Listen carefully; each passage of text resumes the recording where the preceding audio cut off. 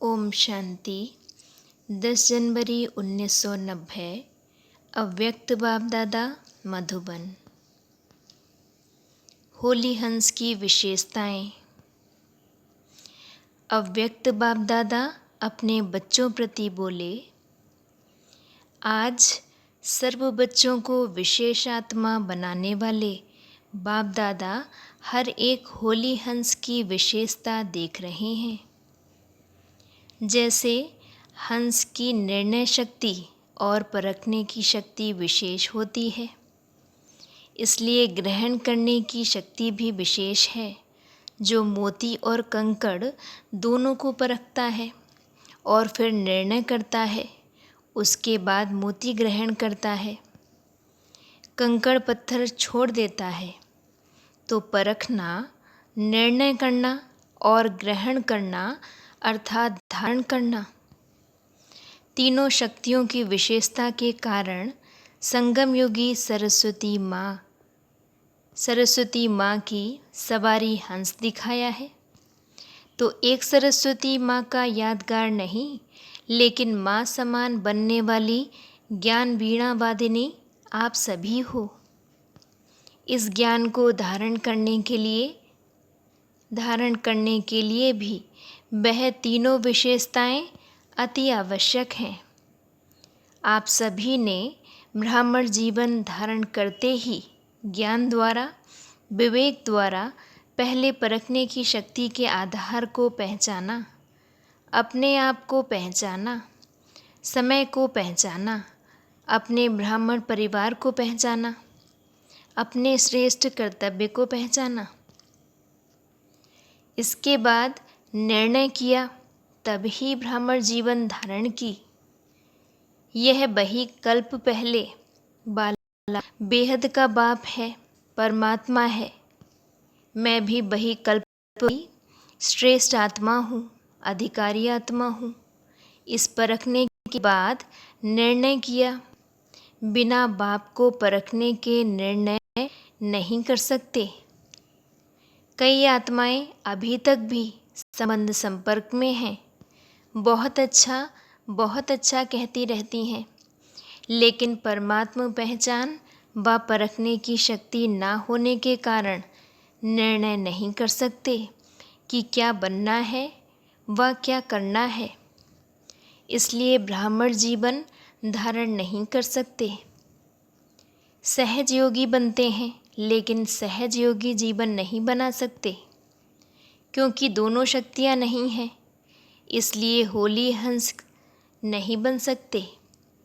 पवित्रता रूपी मोती और अपवित्रता रूपी कंकड़ दोनों को अलग नहीं समझते, तो पवित्रता को ग्रहण करने की शक्ति नहीं आ सकती। तो होली हंस की विशेषता है, पहली शक्ति परखना अर्थात पहचानना। आप होली हंसों में यह दोनों शक्तियाँ हैं ना, क्योंकि बाप को पहचाना, अपने आप को भी पहचाना, निर्णय भी ठीक किया, तब तो ब्राह्मण बने और चल रहे हो। इस बात में तो सब पक्के पास हो, लेकिन जो सेवा करते हो और कर्म में आते हो, सारे दिन की दिनचर्या में जो कर्म करते हो, संबंध संपर्क में आते हो, उसमें सफलतापूर्वक हर कर्म रहे व हर संपर्क वाली आत्मा के संबंध में आने में सदा सफलता रहे। हर प्रकार की सेवा मनसा वाचा कर्मणा तीनों में सदा सफलता अनुभव हो। उसका भी आधार परखने की शक्ति और निर्णय करने की शक्ति है। इसमें फुल पास हो। सेवा की सफलता व संपर्क में सफलता सदा ना होने के कारण चेक करो तो कार्य को, व्यक्ति को, आत्मा को परखने की शक्ति में अंतर पड़ जाता है। जिस आत्मा को जिस समय जिस विधि पूर्वक सहयोग चाहिए व शिक्षा चाहिए, स्नेह चाहिए, उस समय अगर परखने की शक्ति तीव्र है, तो अवश्य संबंध में सफलता प्राप्त होगी। लेकिन होता क्या है, जिस आत्मा को जो सहयोग व विधि उस समय चाहिए वो ना देकर व ना परखने कारण अपने ढंग से उसको सहयोग देते हो व विधि अपनाते हो, इसलिए संतुष्टता की सफलता नहीं होती। जैसे शारीरिक बीमारी को परखने की डॉक्टर को विधि ना आए तो क्या होता है, ठीक होने के बजाय एक से अनेक रोग और पैदा हो जाते हैं। पेशेंट को संतुष्टता की सफलता नहीं मिलती, जिसको साधारण शब्दों में बाप दादा कहते हैं कि हर एक की नब्ज पहचानो। चलना और चलाना भी ज़रूरी है, तो क्या करना पड़ेगा, पहचानने अर्थात परखने की शक्ति को तीव्र करना पड़े। इसमें अंतर जाता है। जिसको आप साधारण भाषा में कहते हो हैंडलिंग का फ़र्क कहते हो ना, इनकी हैंडलिंग पुरानी है, इनकी नई है। यह अंतर क्यों पड़ा? क्योंकि हर समय हर आत्मा और हर कार्य को परखने की शक्ति चाहिए। टोटल परखने की शक्ति आ गई है, लेकिन विस्तार से और बेहद की परखने की शक्ति की आवश्यकता है। उस समय आत्मा की ग्रहण शक्ति कितनी है, वायुमंडल क्या है, और उस आत्मा की सुनने व शिक्षा लेने की मूड कैसी है। जैसे कोई कमज़ोर शरीर वाला हो और उसको ज़्यादा से ज़्यादा ताकत का इंजेक्शन दे देते तो क्या हालत होती, पेशेंट के बजाय पेशेंस हो जाता है, हार्ट फेल हो जाएगा, शांति में चला जाता। ऐसे अगर संबंध में आने वाली आत्मा कमज़ोर है, आत्मा में हिम्मत नहीं है, लेकिन आप उसको शिक्षा का डोज देते जाओ, उसका मूड समय वायुमंडल परख ना सके तो रिज़ल्ट क्या होती, एक तो दिल शिकस्त हो जाता और शक्ति ना होने कारण ग्रहण नहीं कर सकता और ही जिद और सिद्ध करने में उछलता है। आपने तो अच्छी भावना से किया, लेकिन सफलता ना मिलने का कारण परखने और निर्णय करने की शक्ति कम है, इसलिए सफलता मूर्त बनने में परसेंटेज हो जाती। तो सारे दिन के कर्म और समय में परखने की शक्ति की आवश्यकता हुई ना, इसलिए शिक्षा भल दो, लेकिन सब बातों को परख कर फिर कदम उठाओ। ऐसे ही सेवा के क्षेत्र में भी अगर आत्माओं की आवश्यकता और इच्छा परखने के बिना कितना भी अच्छा ज्ञान दे दो, कितनी भी मेहनत कर लो, लेकिन सफलता नहीं होगी। अच्छा कहना तो एक रीति रस्म हो गई है, क्योंकि आप कोई बुरी बात तो कहते भी नहीं हो, लेकिन जो सफलता का लक्ष्य रखते हो उसमें समीप अनुभव करो। उसके लिए परखने की शक्ति अति आवश्यक है। जैसे कोई मुक्ति का इच्छुक है और उसको आप जीवन मुक्ति और मुक्ति दोनों भी दे दो, लेकिन वह रुचि नहीं रखेगा। पानी के प्यासे को 36 प्रकार का भोजन दे दो, लेकिन वह संतुष्ट पानी की बूंद से ही होगा, ना कि भोजन से। तो मुक्ति के इच्छुक को अगर उसको मुक्ति के बारे में स्पष्टीकरण देंगे तो उसकी इच्छा भी बढ़ेगी और जीवन मुक्ति में परिवर्तन भी हो जाएंगे। किसको धारणा की बातें सुनना अच्छा लगता है, उसको आप कल्प 5000 वर्ष का व गीता का भगवान कौन यह बताना शुरू कर दो तो और ही इंटरेस्ट खत्म हो जाएगा। इसलिए सेवा में भी आत्मा की स्थिति व उसकी अवस्था क्या है उसको परखना आवश्यक है। तो सेवा में सफलता का आधार किस शक्ति हुआ, परखने की शक्ति चाहिए। चाहे अज्ञानी आत्माओं की सेवा, चाहे सेवा साथियों की सेवा, दोनों में सफलता का आधार एक ही है। तो होली हंस की विशेषता सबसे पहले परखने की शक्ति को बढ़ाओ। परखने की शक्ति यथार्थ है, श्रेष्ठ है, तो निर्णय भी यथार्थ होगा और आप जिसको जो देना चाहते हैं वह उसमें ग्रहण करने की शक्ति स्वतः ही होगी। और क्या बन जाएंगे? नंबर 1 सफलता मूर्त। तो चाहे सेवा में, चाहे संबंध में, लक्ष्य को प्राप्त करने के लिए इस लक्षण को धारण करो। तो सारे दिन में यह चेक करो, सारे की दिनचर्या में परखने की शक्ति कहाँ तक यथार्थ हुई और कहाँ करेक्शन, एडिशन करने की आवश्यकता रही। करने के बाद करेक्शन अपने आप होती ज़रूर है, क्योंकि दिव्य बुद्धि का वरदान सबको मिला हुआ है। चाहे समस्या के वश व समय से, परिस्थिति के वश व कोई आत्माओं के संग के वश व माया द्वारा मनमत के वश उस समय हो जाते हैं, लेकिन समय, परिस्थिति, संग का प्रभाव, मनमत का प्रभाव जब हल्का हो जाता है, फिर दिव्य बुद्धि अपना काम करती है।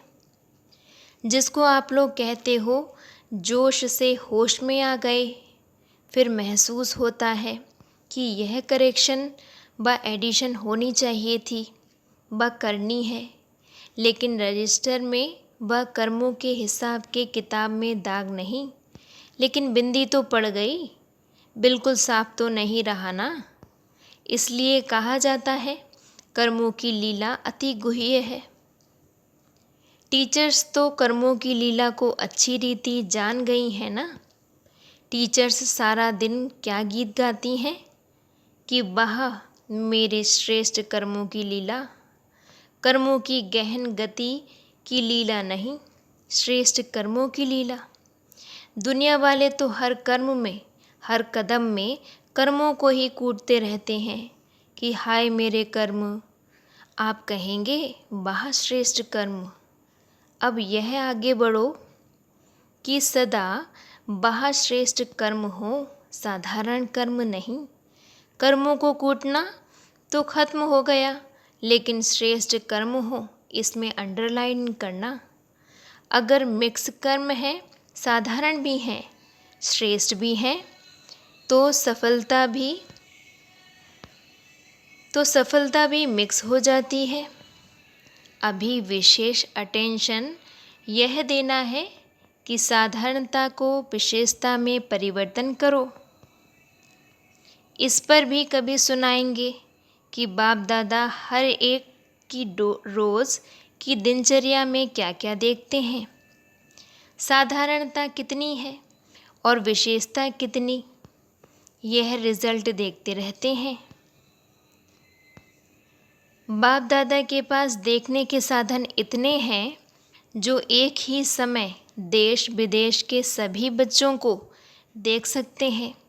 अलग अलग देखने की आवश्यकता नहीं, 5 मिनट में सबका पता लग जाता। बच्चों के वाह वाह के गीत भी गाते हैं, साथ साथ समान बनने की एम से चेक भी करते हैं। सुनाया था ना कि बाप के स्नेह व बाप की पहचान, इसमें तो सब पास हो और कभी कभी तो कमाल के काम भी करते हो। अच्छी कमाल है, ना कि धमाल वाली कमाल। कोई कोई बच्चे धमाल की भी कमाल करते हैं ना। होती धमाल है, लेकिन कहते हैं यह तो हमारी कमाल है। इसलिए बाप दादा कहते परखने की शक्ति को बढ़ाओ। अपने कर्मों को भी परख सकेंगे और दूसरों के कर्मों को भी यथार्थ परख सकेंगे। उल्टे को सुलटा नहीं कहेंगे। वह परखने की शक्ति की कमी है। और सदा एक बात याद रखो, सबके लिए कह रहे हैं, कभी भी कोई ऐसा व्यर्थ व साधारण कर्म करते हो और अपने आप को पहचान नहीं सकते हो कि यह राइट है व रॉन्ग है, तो जब ऐसी परिस्थिति आती है वशीभूत हो जाते हो। उस समय ऐसी परिस्थिति में सिद्धि को प्राप्त करने की श्रेष्ठ विधि क्या है? क्योंकि उस समय अपनी बुद्धि तो वशीभूत है। राइट को भी रॉन्ग समझते हो, रॉन्ग को रॉन्ग नहीं समझते हो, राइट समझते हो। फिर जिद करेंगे या सिद्ध करेंगे, यह निशानी है वशीभूत बुद्धि की। ऐसे समय पर सदैव एक बाप दादा की श्रेष्ठ मत याद रखो कि जिन्हों को बाप ने निमित्त बनाया है, वह निमित्त आत्माएं जो डायरेक्शन देती हैं उसको महत्व देना चाहिए। उस समय यह नहीं सोचो कि निमित्त बने हुए शायद कोई के कहने से कह रहे हैं, इसमें धोखा खा लेते हो। निमित्त बने हुए श्रेष्ठ आत्माओं द्वारा जो शिक्षा व डायरेक्शन मिलते हैं उसको उस समय महत्व देने से अगर कोई बुरी बात भी होगी तो आप जिम्मेवार नहीं। जैसे ब्रह्मा बाप के लिए सदा कहते हैं कि अगर ब्रह्मा द्वारा कोई गलती भी होगी तो वह गलती भी बदल के आपके प्रति सही हो जाएंगी। तो ऐसे निमित्त बनी हुई आत्माओं प्रति कभी भी यह व्यर्थ संकल्प नहीं उठना चाहिए। मानो कोई ऐसा फैसला भी दे देते हैं जो आपको ठीक नहीं लगता है, लेकिन आप उसमें जिम्मेवार नहीं हैं। आपका पाप नहीं बनेगा, आपका काम ठीक हो जाएगा, क्योंकि बाप बैठा है। बाप पाप को बदल देगा। यह गुह्य रहस्य है, गुप्त मशीनरी है।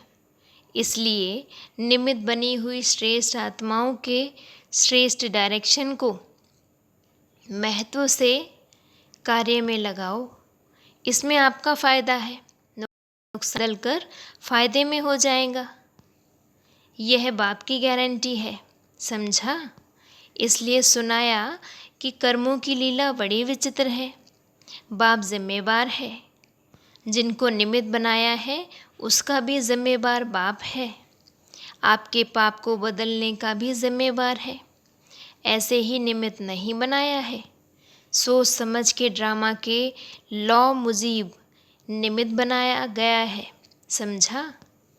टीचर्स को अच्छा लगता है ना, इनमें फ़ायदा है, बोझा हल्का हो गया। कोई भी बात आएगी तो कहेंगे निमित्त बने हुए बड़े जाने, हल्के हो गए ना। लेकिन सिर्फ कहने मात्र नहीं, समझने मात्र, स्नेह मात्र, सम्मान मात्र हो। इन गुह्य बातों को बाप जाने और जो समझदार बच्चे हैं वह जाने। निमित्त बनी हुई आत्माओं कहना अर्थात बाप के लिए कहना। निमित्त बाप ने बनाया है ना, बाप से ज़्यादा आपको परखने की शक्ति है। बाप दादा का अति स्नेह सभी बच्चों से है। ऐसे नहीं कि निमित्त बने हुए से ही प्यार है, दूसरों से नहीं है। यह भी प्यार के कारण ही डायरेक्शन देते हैं। प्यार नहीं होता तो कहते जैसे चल रहे हैं चलते रहें। जब इतनी हिम्मत रखी है और ब्राह्मण जीवन में चल रहे हो, उड़ रहे हो, तो छोटी सी कमज़ोरी भी क्यों रह जाए। यह है प्यार। प्यार वाले की कमी कभी नहीं देखी जाती। यह है प्यार की निशानी। जिससे दिल का सच्चा प्यार होता है उसकी कमी को हमेशा अपनी कमी समझता है। अच्छा, कोई भी कार्य करो तो कभी भी कोई हलचल के वातावरण के प्रभाव में नहीं आओ। अपना प्रभाव डालो तो वह आपके प्रभाव में आ जाएंगे और दिल से यही निकलेगा, सफलता हमारा जन्मसिद्ध अधिकार है। हिम्मत का बहुत महत्व है। कभी किसी बात में घबराओ नहीं। 1000 भुजाओं वाले आप भी हो। बाप की 1000 भुजाएं आपकी भी तो हुई ना। अच्छा, बॉम्बे साइंस सेंटर की टीचर्स तथा भाइयों को देख बाप दादा बोले, यह सब कार्य समाप्त कर पहुँचे हैं। पास होके आए हो कि पास विद ऑनर होके आए हो। अच्छा पार्ट बजाया है। यह भी स्नेह का रिटर्न आत्मा को प्राप्त होता ही है। जिसको स्नेह मिला है वह समय पर स्नेह का रिटर्न जरूर करता है। कई आत्माओं की इस समय के पार्ट में भी आवश्यकता है और नई दुनिया के आदि में भी आवश्यकता है। तो क्या करेंगे, ड्रामा तो चलना ही है ना। इसलिए जो भी गए हैं वह जा रहे हैं। विशेष आत्माओं की आदि में भी आवश्यकता है। यह नया चैप्टर पाठ शुरू करेंगे ना। योग बल की पैदाइश का नया चैप्टर शुरू करने के लिए कौन सी आत्माएं चाहिए? योगी आत्माएं चाहिए ना। निमित्त बहाना कोई भी बन जाता है, लेकिन चुकतू भी होना है और सेवा भी होनी है। अभी यह नहीं सोचना कि कृष्ण को जन्म कौन देगा, राधे को कौन जन्म देगा। इस विस्तार में नहीं जाना, यह कोई टॉपिक नहीं है।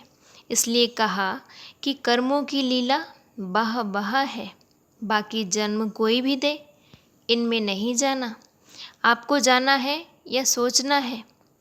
अच्छा, चारों ओर के सदा परखने की शक्ति की विशेष आत्माओं को सदा हर कर्म और संबंध में श्रेष्ठ सफलता प्राप्त करने वाली सफलता मूर्त आत्माओं को सदा हिम्मत और शुभ भावना और शुभ कामना द्वारा परिवर्तन करने वाली शक्तिशाली आत्माओं को सदा बहा मेरे श्रेष्ठ कर्म के खुशी के गीत गाने वाले बच्चों को बाप दादा का याद प्यार और नमस्ते। और हम रूहानी बच्चों की बाप दादा को याद प्यार और नमस्ते नमस्ते।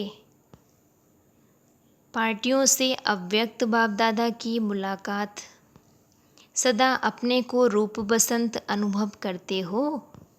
रूप अर्थात ज्ञानी तू आत्मा भी है और योगी तू आत्मा भी है। जिस समय चाहे रूप बन जाएं और जिस समय चाहे बसंत बन जाएं। इसलिए आप सबका स्लोगन है, योगी बनो और पवित्र बनो, माना ज्ञानी बनो। औरों को यह स्लोगन याद दिलाते हैं ना, तो दोनों स्थिति सेकंड में बन सकते हैं। ऐसे ना हो कि बनने चाहे रूप और याद आती रहे ज्ञान की बातें। सेकंड से भी कम टाइम में फुल स्टॉप लग जाए। ऐसे नहीं फुल स्टॉप लगाओ अभी और लगे 5 मिनट के बाद। इसे पावरफुल ब्रेक नहीं कहेंगे। पावरफुल ब्रेक का काम है जहाँ लगाओ वहीं लगे। सेकंड भी देरी से लगी तो एक्सीडेंट हो जाएगा। फुल स्टॉप अर्थात ब्रेक पावरफुल हो। जहाँ मन बुद्धि को लगाना चाहें वहाँ लगा लें।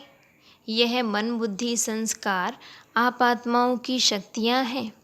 इसलिए सदा वह प्रैक्टिस करते रहो कि जिस समय जिस विधि से मन बुद्धि को लगाना चाहते हैं वैसा लगता है या टाइम लग जाता है। चेक करते हो या सारा दिन बीत जाता है फिर रात को चेक करते हो। बीच बीच में चेक करो। जिस समय बहुत बुद्धि बिजी हो उस समय ट्रायल करके देखो कि अभी अभी अगर बुद्धि को इस तरफ से हटाकर बाप की तरफ लगाना चाहें तो सेकंड में लगती है। ऐसे तो सेकंड भी बहुत है। इसको कहते हैं कंट्रोलिंग पावर। जिसमें कंट्रोलिंग पावर नहीं वह रूलिंग पावर के अधिकारी बन नहीं सकते। स्वराज्य के हिसाब से अभी भी रूलर शासक हो स्वराज्य मिला है ना। ऐसे नहीं आँख को कहो यह देखो और वह देखे कुछ और। कान को कहो कि यह नहीं सुनो और सुनते ही रहें। इसको कंट्रोलिंग पावर नहीं कहते। कभी कोई कर्मेंद्रिय धोखा ना दे। इसको कहते हैं स्वराज्य। तो राज चलाने आना है ना। अगर राजा को प्रजा माने नहीं तो उसे नाम का राजा कहेंगे या काम का। आत्मा का अनादि स्वरूप ही राजा का है, मालिक का है। यह तो पीछे परतंत्र बन गई हैं, लेकिन आदि और अनादि स्वरूप पर स्वतंत्र है, तो आदि और अनादि स्वरूप सहज याद आना चाहिए ना। स्वतंत्र हो या थोड़ा थोड़ा परतंत्र हो, मन का भी बंधन नहीं। अगर मन का बंधन होगा तो यह बंधन और बंधन को ले आएगा। कितने जन्म बंधन में रहकर देख लिया। अभी भी बंधन अच्छा लगता है क्या? बंधन मुक्त अर्थात राजा, स्वराज्य अधिकारी, क्योंकि बंधन प्राप्तियों का अनुभव करने नहीं देता। इसलिए सदा ब्रेक पावरफुल रखो, तब अंत में पास विद ऑनर होंगे, अर्थात फर्स्ट डिवीज़न में आएंगे। फर्स्ट माना फास्ट, ढीले ढाले नहीं, ब्रेकफास्ट लगे। कभी भी ऊंचाई के रास्ते पर जाते हैं तो पहले ब्रेक चेक करते हैं। आप कितने ऊंचे जाते हो तो ब्रेक चाहिए ना, बार बार चेक करो। ऐसा ना हो कि आप समझो ब्रेक बहुत अच्छी है लेकिन टाइम पर लगे नहीं, तो धोखा हो जाएगा। इसलिए अभ्यास करो, स्टॉप कहा और स्टॉप हो जाएं। रिद्धि सिद्धि वाले क्या करते हैं? सिद्धि दिखाते हैं। चलती हुई ट्रेन को स्टॉप कर दिया, लेकिन उससे क्या फ़ायदा? आप संकल्पों की ट्रैफिक को स्टॉप करते हो, इससे बहुत फ़ायदे हैं। आपकी है विधि से सिद्धि, उनकी है रिद्धि सिद्धि। वह अल्पकाल की है, यह सदाकाल की है, तो सभी नॉलेजफुल बन गए। रचना और रचता की सारी नॉलेज आ गई। दुनिया वाले समझते हैं माताएं क्या करेंगी, और माताएं असंभव को भी संभव बना देती हैं। ऐसी शक्तियाँ होना। अच्छा जी, ओम शांति।